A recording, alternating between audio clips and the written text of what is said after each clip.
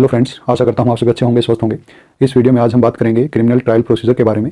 FIR होने के बाद क्या पुलिस की प्रक्रिया होती है, कौन सी धाराओं के अधीन पुलिस को शक्तियाँ प्राप्त हैं और किस प्रकार जो है कोर्ट काम करता है और किस प्रकार जो हाई कोर्ट तक, सुप्रीम कोर्ट तक, उसके बाद अपीलें चलती हैं और क्या क्या प्रक्रिया क्रिमिनल ट्रायल प्रोसीजर में होती है। क्या कारण होता है कि अपराधी या आरोपी जो है वर्षों तक बाहर घूमते रहते हैं, उनको सजा नहीं हो पाती है। वो कौन से ऐसे हथकंडे अपनाते हैं, कौन से ऐसे तरीके अपनाते हैं जिनके कारण जो है न्याय व्यवस्था एक लचर हालत में है, एक अच्छी हालत में नहीं है, कह सकते हैं आप।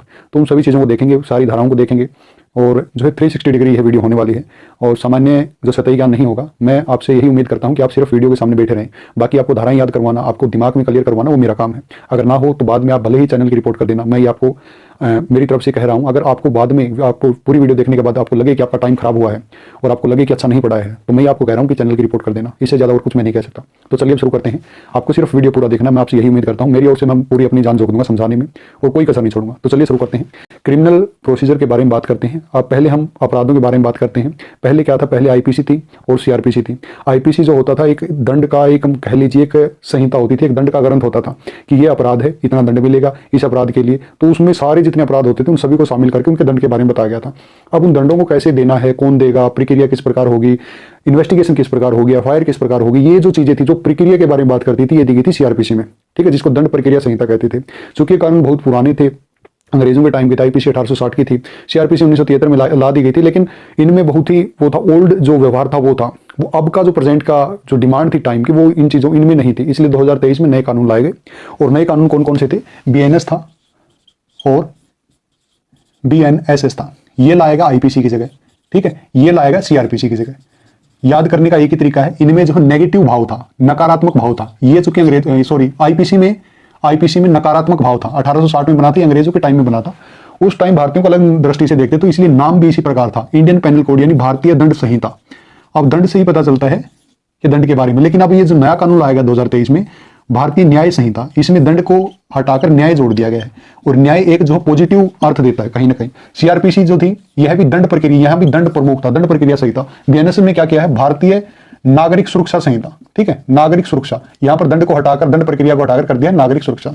तो ये बेसिकली मैं पहले बताना चाह रहा था, इसलिए ताकि आपको आगे कंफ्यूजन ना हो, क्योंकि इन्हीं को मैं आगे लूंगा, बीएनएस लूंगा और बीएनएस कहूंगा। मतलब मैं ये नहीं बोलूंगा हर बार भारतीय नागरिक सुरक्षा संहिता या भारतीय न्याय संहिता, क्योंकि फिर वीडियो ज्यादा लंबी हो जाएगी, इसमें बर्बाद होगा। मैं फिर आगे बोलूंगा सिर्फ बीएनएसएस और बीएनएस। चूंकि आज हम सिर्फ क्रिमिनल ट्रायल प्रोसीजर के बारे में बात कर रहे हैं, तो आज हम ज्यादातर बीएनएसएस के बारे में ही बात करेंगे। भारतीय नागरिक सुरक्षा संहिता, हम प्रक्रिया के बारे में बात कर रहे हैं। ट्रायल किस प्रकार होता है, इन्वेस्टिगेशन किस प्रकार होती है, कोर्ट किस प्रकार डिसीजन देता है, कौन कौन से अधिकार होते हैं क्रिमिनल के आरोपी के, एक्यूज्ड के, उसके बारे में बात करें। ठीक है, तो ज्यादातर आज इसके बारे में ही, जो बीएनएसएस के बारे में ही बात करेंगे। इसके साथ जो है, जो इंडियन एविडेंस एक्ट है, उसकी भी कुछ धाराएं मैं आपको इसमें बताऊंगा, क्योंकि ट्रायल में इंडियन एविडेंस एक्ट का भी यूज होता है, पुलिस द्वारा किया जाता है। इंडियन एविडेंस एक्ट मतलब भारतीय साक्ष्य अधिनियम, साक्ष्य के तौर पर, साक्ष्य के बारे में जो बताता है, साक्ष्य क्या होंगे, उनको किस प्रकार यूज किया जाएगा, किस प्रकार गवाहों की गवाही ली जाएगी, ये बताता है साक्ष्य अधिनियम। ठीक है, तो चलिए अब चलते हैं ट्रायल के बारे में। ट्रायल कब शुरू होता है? ट्रायल शुरू होता है एफआईआर लॉन्च होने के बाद। ठीक है, एफआईआर लॉन्च होने के बाद ट्रायल शुरू होता है। तो मान लीजिए एफआईआर कोई करवाता है या पुलिस स्वयं संज्ञान लेती है। अब पुलिस कौन से मामलों में संज्ञान लेती है? दो प्रकार के मामले होते हैं, दो प्रकार के अपराध होते हैं। एक होता है कोग्निजेबल ऑफेंस, एक होता है नॉन कोग्निजेबल ऑफेंस। ठीक है, जो कोग्निजेबल ऑफेंस होता है, सिर्फ पुलिस को उसी में शक्ति दी गई है एफआईआर लिखने की। नॉन कोग्निजेबल ऑफेंस में पुलिस के पास कोई पावर नहीं है, पुलिस जो है एफआईआर नहीं लिख सकती, यानी असंज्ञेय अपराधों में पुलिस एफआईआर नहीं लिख सकती है। नॉन कोग्निजेबल ऑफेंस में, नॉन कोग्निजेबल ऑफेंस के लिए जाना पड़ेगा आपको फर्स्ट क्लास जुडिशियल मजिस्ट्रेट के पास। उसके पास आपको कंप्लेन लगानी पड़ेगी, फर्स्ट क्लास जुडिशियल मजिस्ट्रेट के पास कंप्लेन लगानी पड़ेगी। और जुडिशियल मजिस्ट्रेट देखेगा कि मामला बनता है तो इन्वेस्टिगेशन के ऑर्डर देगा, नहीं बनता तो वहां पर मामला खत्म हो जाएगा। तो यहां पर आज हम बात करेंगे कोग्निजेबल ऑफेंस के बारे में। एफआईआर इनमें लॉन्च होती है। कोग्निजेबल ऑफेंस, कोग्निजेबल ऑफेंस कौन से होते हैं? संज्ञेय अपराध कौन से होते हैं? संज्ञेय अपराध वे होते हैं जिनमें गंभीरता हो, आपराधिक प्रकृति गंभीरता हो, जिन पर निर्णय लेना या जिनको रोकना बहुत जरूरी हो। अगर उनको नहीं रोका जाए तो वो ज्यादा नुकसान पहुंचा सकते हैं। जैसे रेप के मामले हो गए, हत्या के मामले हो गए।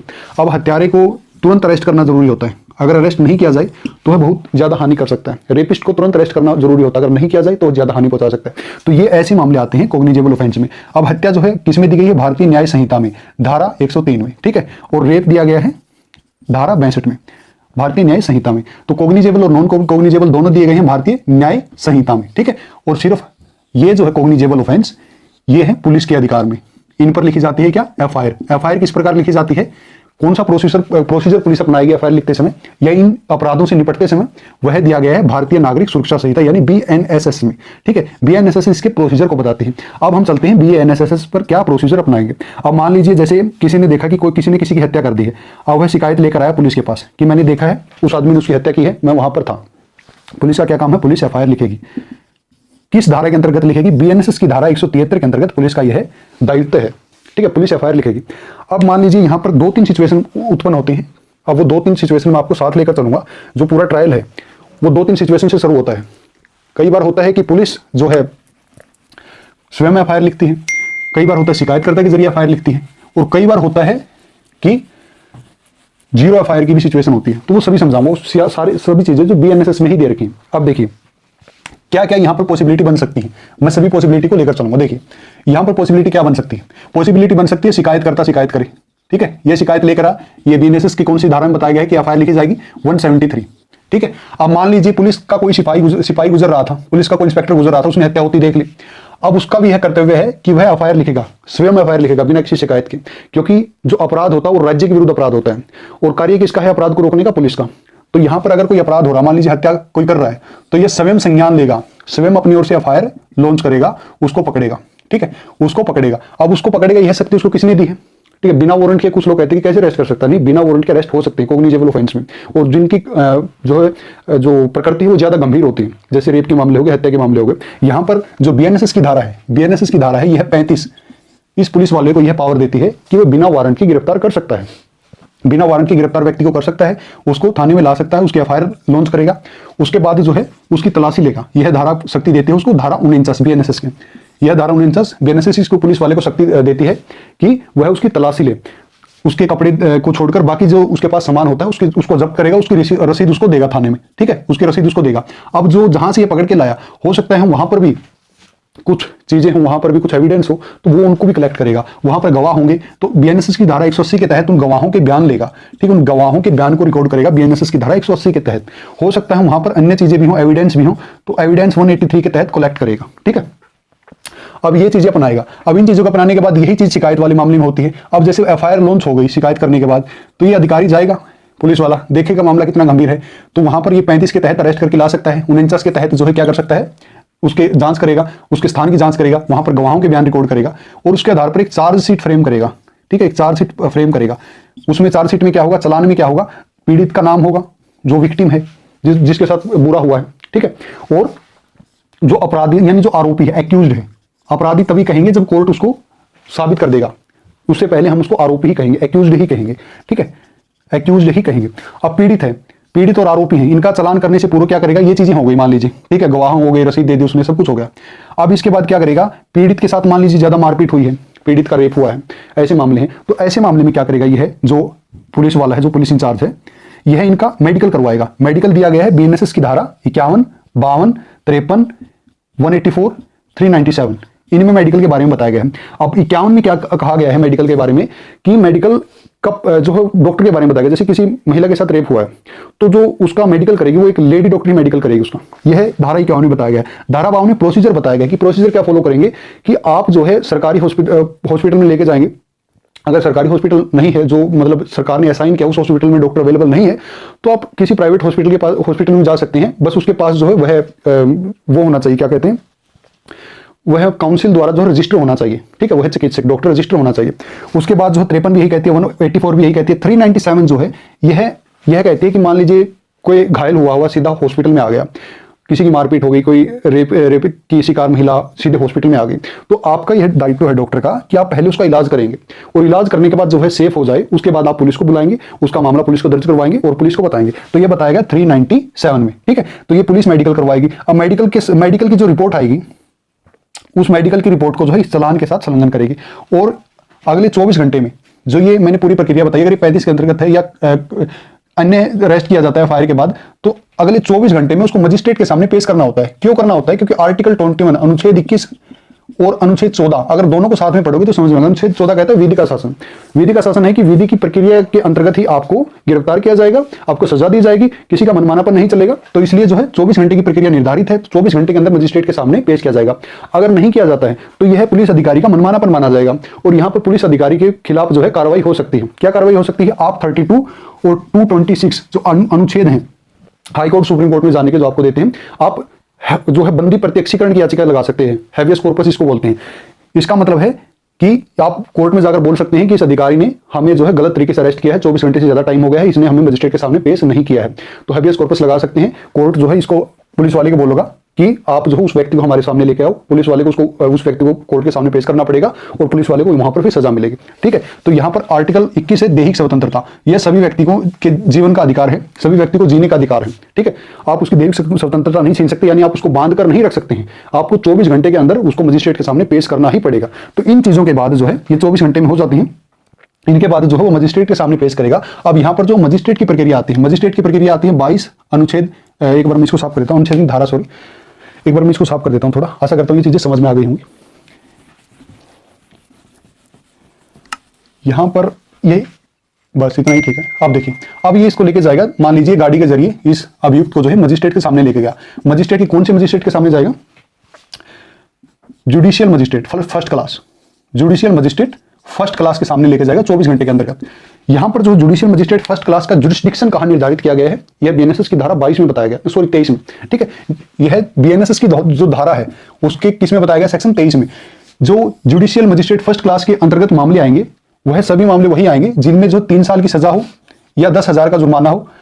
अगर इससे ऊपर कोई ऐसा मामला है जिसमें इससे ऊपर सजा होगी तो वह मामला जो है जुडिशियल मजिस्ट्रेट फर्स्ट क्लास जो है सेशन कोर्ट को भेज देगा।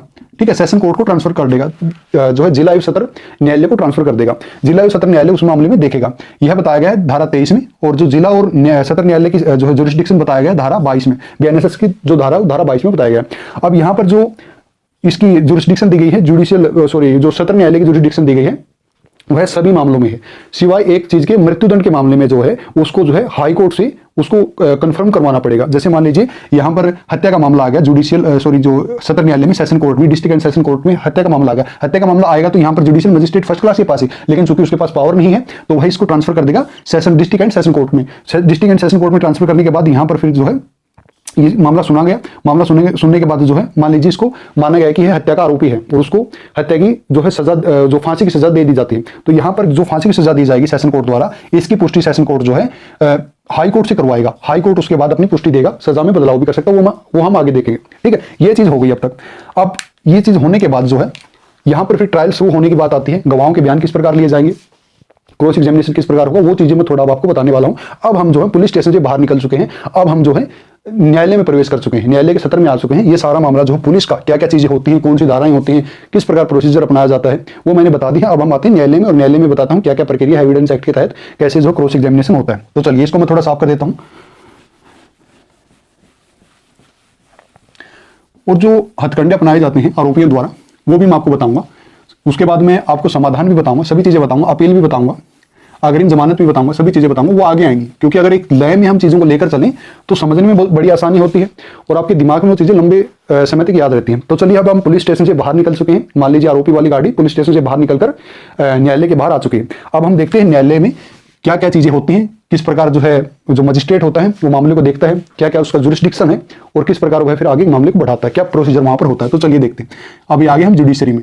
ठीक है, देखिए अब यहाँ पर 22-23 जो धारा है बीएनएसएस की, भारतीय नागरिक सुरक्षा संहिता के तहत, वो मैंने बता दी क्या बताती है, वो जुरिस्डिक्शन बताती है कि कौन से मामलों में सजा दे सकते हैं। ठीक है, अब हम आते हैं 250 और 262। जो भारतीय नागरिक सुरक्षा संहिता की धारा 250 है वो बताती है जो सत्र न्यायालय है वह मामले को देखेगा। जो चार्जशीट फाइल की गई है, जो गवाहों के बयान उसमें शामिल है, या जो फैक्ट दिए गए हैं केस में, वो देखेगा कि वाकई में मामला बनता है या नहीं बनता है, या सिर्फ इस व्यक्ति को झूठा फंसाया गया है। ठीक है, अगर वो ऐसा देखता है कि इसको झूठा फंसाया गया है तो मामले को खारिज कर देगा। ठीक है, या वो देखता मामला नहीं बनता तो खारिज कर देगा, छोड़ देगा। इसी प्रकार जो 262 के तहत जो मजिस्ट्रेट है, जुडिशियल मजिस्ट्रेट फर्स्ट क्लास, उसको यह पावर दी गई कि वह देखेगा मामला बनता है नहीं बनता है। ठीक है, अब यहाँ पर मान लीजिए कोर्ट में मामला आ गया है। अब यहाँ पर जो आरोपी है उसकी क्या क्या अधिकार है, देखिए आरोपी के क्या क्या अधिकार है। यहाँ पर कई चीजें आ जाती हैं। 482, ठीक है, 483, 480, ये 3 धाराएं हैं। 482 के तहत वो जो है अग्रिम जमानत के लिए, मान लीजिए वो आया नहीं अभी तक कोर्ट में, वो पहले ही अग्रिम जमानत के लिए आवेदन दे सकता है, ठीक है, अग्रिम जमानत के लिए कि मुझे छोड़ दिया जाए। अग्रिम जमानत के लिए एफआईआर होने से पहले ही भी वह जो है फाइल कर सकता है, या एफआईआर हो गई उसके बाद भी फाइल कर सकता है जमानत के लिए, ठीक है। 483 क्या कहता है, 483 कहता है जो है सत्र न्यायालय के बारे में। जैसे मामला हत्या का है तो वो सत्र न्यायालय में जाएगा, और सत्र न्यायालय में मामला चल रहा है, जज साहब ने सुनवाई की, सब चीजें देखी और लगता है कि मामला बनता है तो ट्रायल को आगे शुरू कर दिया जाता है। तो वहां पर 483 के तहत वह जो है कहेगा कि मुझे जमानत दे दी जाए, ठीक है, तो वहां पर जमानत याचिका वो लगाता है। अब 480 में जो जुडिशियल मजिस्ट्रेट जो होता है फर्स्ट क्लास, उसके यहाँ जमानत याचिका लगाता है, ठीक है, अगर वहां पर मामला चल रहा होता है। अब यहां पर मान लीजिए जो है ये चीजें होगी। अब मान लीजिए यहां पर किसी को लग रहा है कि उसके ऊपर झूठी एफआईआर लिखवाई गई है, ठीक है, तो कोर्ट में आने से पहले ही वो, उसके पास एक और अधिकार है, हाई कोर्ट में जा सकता है। 428 बीएनएसएस की धारा 528 के तहत जो है हाई कोर्ट के अंतर्निहित शक्तियां हैं, उसको पावर दी गई है कि वह एफआईआर को रद्द कर सकता है, ठीक है, वह मामले के तथ्यों को देखते हुए, फैक्ट को देखते हुए एफआईआर को रद्द कर सकता है। अगर उसे ऐसा लगता है कि यह एफआईआर झूठी थी तो उस एफआईआर को रद्द कर सकता है। तो एफआईआर रद्द करवाने के लिए वह हाई कोर्ट जा सकता है, 528 का सहारा ले सकता है जुडिशरी में प्रवेश करने से पहले, ठीक है। अब ये चीजें मैंने बता दी हैं, ये आरोपी के अधिकार है, ठीक है। अब यहां पर मान लीजिए वो प्रवेश कर गया है, देख लिया मामला, ठीक है। अब आगे आते हैं, अब आगे क्या होगा, यहां पर मान लीजिए खारिज नहीं किया है जज साहब ने, तो अब क्या होगा, अब उसकी ट्रायल की अनुमति दे दी जाएगी कि ट्रायल शुरू किया जाए। तो ट्रायल शुरू होगा। अब ट्रायल शुरू होने के बाद क्या होगा, अब बात आएगी गवाहों की, ठीक है, ट्रायल शुरू होने के बाद क्या आएगा, गवाहों की बात आएगी। और यहां पर जो है, जो आरोपी का वकील होगा उसको चार्जशीट की कॉपी थमा दी जाएगी, ठीक है। ये ट्रायल शुरू हो गया। अब ट्रायल शुरू होने के बाद जो आरोपी का जो वकील होगा उसको चार्जशीट की कॉपी थमा दी जाएगी, ठीक है, कि ये लीजिए चार्जशीट की कॉपी, आप पढ़ लीजिए और आप देख लीजिए इसमें धाराएं ठीक हैं, आपके अनुसार हैं, या इसमें ऐसा तो नहीं कि कोई पुलिस वालों ने जाति की हो या झूठ वगैरह हो। अगर ऐसा तो आप उसको साबित करिए, अगर साबित करते हैं तो फिर हम आगे मामले को देखेंगे। अब यहां पर चार्जशीट के बाद जो है क्या होता है कि इसको आरोपी पक्ष के वकील को एक अधिकार और मिल जाता है बीएनएसएस की धारा 230 के तहत। यह जो है क्या कहते हैं, कोई और डॉक्यूमेंट भी याचिका लगाकर मांग सकता है चार्जशीट से संबंधित, अगर उसको लगता है नहीं दिया गया, कोई रिपोर्ट हो गई, कोई अन्य चीज हो गई, तो मांग सकता है 230 के तहत, बीएनएसएस की धारा 230 के तहत। अब मान लीजिए ये चार्जशीट इन्होंने ले ली, इसको फिर आगे सुनवाई के लिए रखा जाता है, एक डेट दे दी जाती है, डेट देने के बाद सुनवाई होती है। वहां पर जो आरोपी पक्ष का वकील जो है अपनी तरफ से बात बताता है कि ये धारा जज साहब जो है गलत लगा दी गई है, ये हमारी नहीं लगती है, ये हमारे फैक्ट है, ये हमारे सबूत हैं, ये हमारे गवाह हैं, आप इनसे देख लीजिए और आपको साबित हो जाएगा। तो जो है जज साहब 239 और 244 जो धारा हैं बीएनएसएस की, भारतीय नागरिक सुरक्षा संहिता की, उनके अनुसार जो है धाराओं में चेंज कर सकता है, कुछ धाराओं को हटा सकता है, नई धारा इंपोज कर सकते हैं। तो 239 244 के अंतर्गत ये चीजें हो सकती हैं। अब ये चीजें हो गई। अब क्या होगा, अब यहां पर आ गई एग्जामिनेशन की बात। और कहने का मतलब है कि क्रॉस एग्जामिनेशन, अब सवाल जवाब पूछे जाएंगे। पहले कौन आएगा कोर्ट में, जैसे आपने देखा होगा कि 375 सेक्शन 375 मूवी आपने देखी होगी, उसमें क्या होता है, सबसे पहले कौन आता है, पीड़िता आती है, पीड़िता का क्या होता है, बयान होता है, उसकी बात सुनी जाती है, उसके बाद उसके डॉक्टर आएंगे, उसके बाद कौन आएगा, पुलिस वाला, यानी सबसे लास्ट में कौन आता है, इन्वेस्टिगेशन ऑफिसर, जिसने उस मामले को इन्वेस्टिगेट किया। उसको होने के बाद जो है, ये चीजें होने के बाद फिर क्या होता है, फिर क्रॉस एग्जामिनेशन होता है।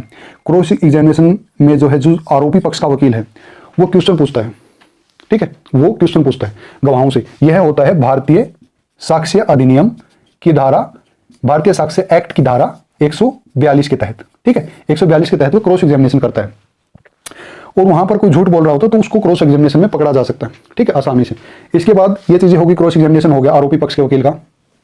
फिर जो है, जो पीड़िता का वकील है वह भी एग्जामिनेशन करता है, ठीक है, वह हो गया। अब मान लीजिए ऐसी सिचुएशन होती है कि पीड़िता के कुछ गवाह हैं, ठीक है, पीड़िता के कुछ गवाह हैं। अब इन गवाहों को जो आरोपी ने धमकाया और ये गवाह वहां पर जाकर मुकर गए, तो ऐसे में क्या होता है कि जो पीड़िता पक्ष का वकील है, उन्हें इनको जो है सही साबित करने के लिए, या कह सकते हैं कि जो ये मुकरे हैं इसको स्पष्ट करने के लिए इन पर बाह्य दबाव डाला गया है, या जो है कह सकते हैं यह साबित करने के लिए जो ये हमारे गवाह थे ये अब झूठ बोल रहे हैं, इसको साबित करने के लिए जो पीड़ित पक्ष का भी जो वकील होता है वो कई बार क्रॉस एग्जामिनेशन करता है, जो है धारा 157 में यह बात है, भारतीय साक्ष्य अधिनियम की धारा 157। तो ये चीजें हो गई। अब चलते हैं अगली बात पर, ठीक है, ये चीजें हो गई हैं, जो है बहस हो गई है, फैक्ट रख दिए हैं, क्रॉस एग्जामिनेशन हो गया है और सभी चीजें हो गई। अब आगे चलते हैं। अब आगे जजमेंट का जो है समय आ गया है, जजमेंट किस प्रकार दी जाएगी। तो चलिए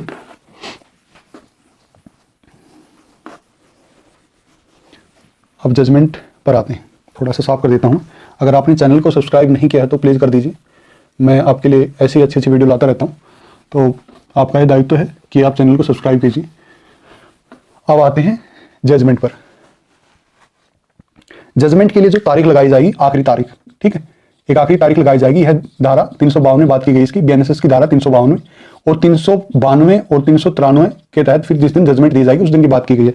दोनों पक्ष जो है तैयारी करके आएंगे, कंक्लूजन देंगे अपना अपना, जैसे सेक्शन 375 में आपने देखा होगा कि कंक्लूजन देते हैं दोनों, उसके बाद जो है जजमेंट दे दी जाती है 392 393 के तहत। अब यहाँ पर मान लीजिए मृत्युदंड दे दिया गया, ठीक है, तो सेशन कोर्ट को तो मृत्युदंड की जो है पावर नहीं है, उसे कंफर्म करवाना पड़ेगा, हाई कोर्ट को वह भेजना पड़ेगा। हाई कोर्ट को मान लीजिए भेजा, अब हाई कोर्ट को जो चीज भेजी है यह डिफाइन है 407 में, बीएनएसएस की धारा 407 में। अब 407 में अब मान लीजिए हाई कोर्ट ने देखा मामले को और देखा कि मृत्युदंड ज्यादा दिया है, ज्यादती की है आरोपी के साथ, ठीक है, इसको वह आजीवन कारावास में बदल देते हैं, बदल सकते हैं आजीवन कारावास में, ठीक है, आजीवन कारावास में बदल देते हैं। यह है 409 में, धारा 409 में। अब इसको बदलकर इस ऑर्डर की कॉपी वापस सेशन कोर्ट को भेजेंगी, यह धारा 412 में डिफाइन है, ठीक है, ये सेशन कोर्ट को वापस कॉपी भेज दी।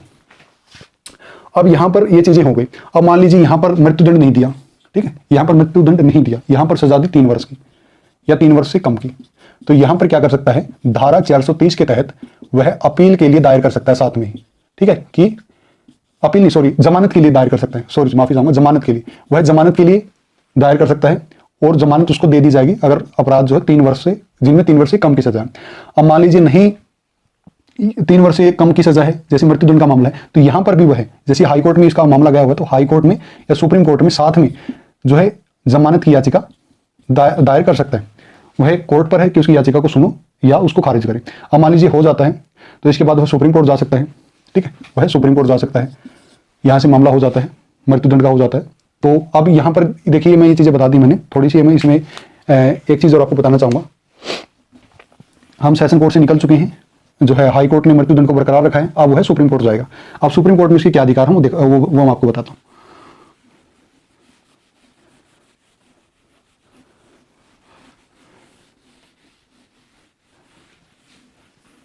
अब देखिए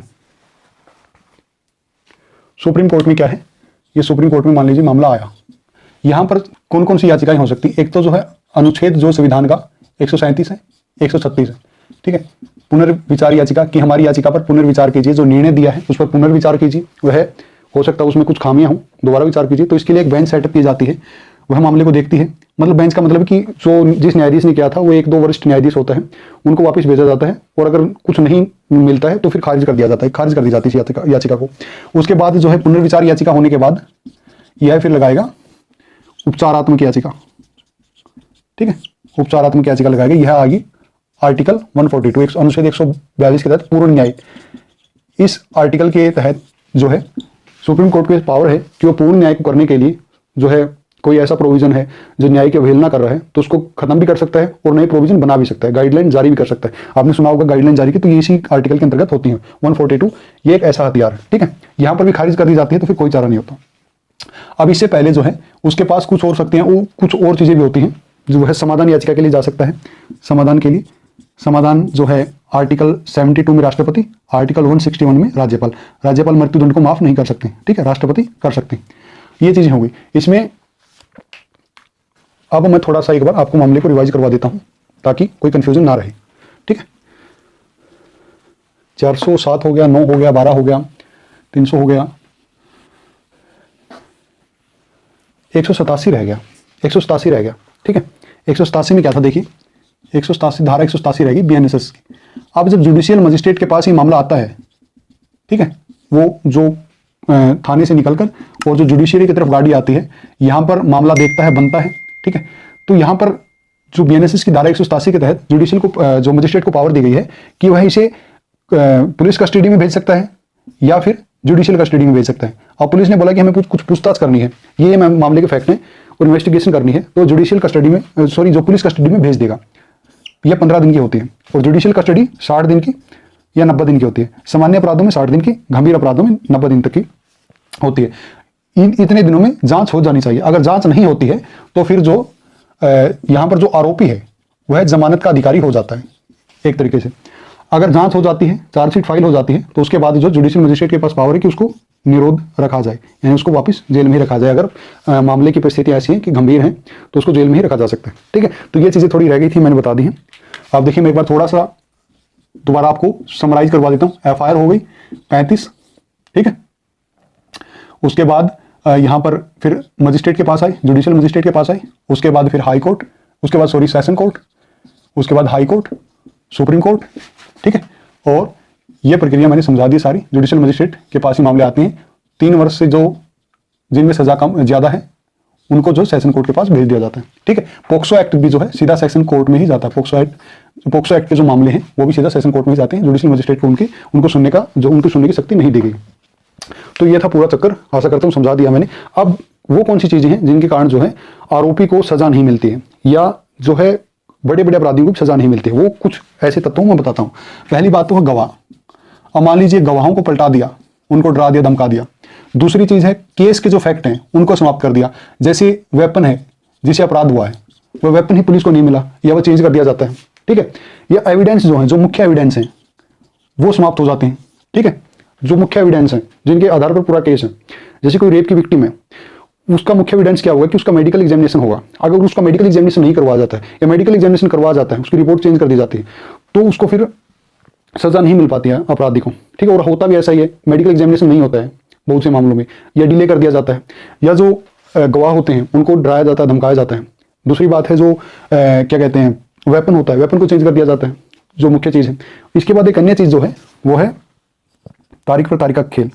जैसे यहाँ पर क्या होता है कि तारीख पर तारीख लगती है, तो ऐसे में केस के जो फैक्ट होते हैं, जो एविडेंस होते हैं, उनको बदलने का, उनके साथ छेड़खानी करने का एक समय मिल जाता है, एक अंतराल मिल जाता है, जिसका बहुत से अपराधी फायदा उठाते हैं। ठीक है, और इतने में जो कई गवाह मर चुके होते हैं, कई गवाह जो है वृद्ध अवस्था में पहुंच चुके होते हैं, कई जो है अन्य स्थिति में पहुंच चुके होते हैं, तो उनको जो उसी स्थिति में रख पाना जो थोड़ा मुश्किल होता है।